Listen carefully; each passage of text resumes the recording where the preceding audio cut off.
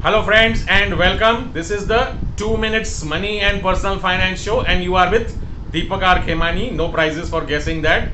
We are talking about the segment Ask Me Anything on Personal Finance.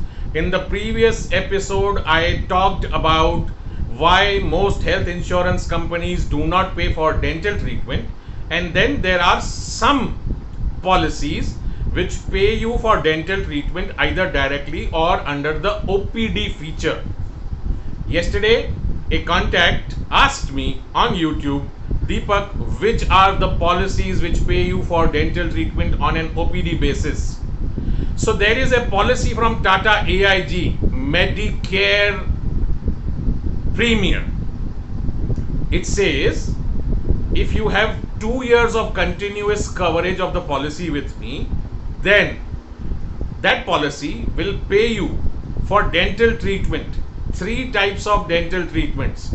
One is root canal, the other one is tooth extraction, the third one is fillings up to a maximum of 10,000 rupees in a policy year.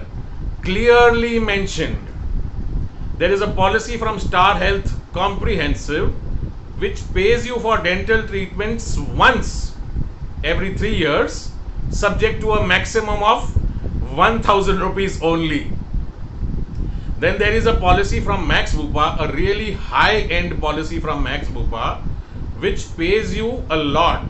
It actually pays you up to 80% of your sum insured on only one dental procedure, that is root canal, in India or abroad. The point to be noted here is that the premium of that policy per year is in 6 digits. So let's understand this. There are a few more policies from different insurance companies which have clubbed in the dental treatment with other OPDs which they allow. What's important to understand over here is this. Insurance companies are testing out the dental treatment payout procedure.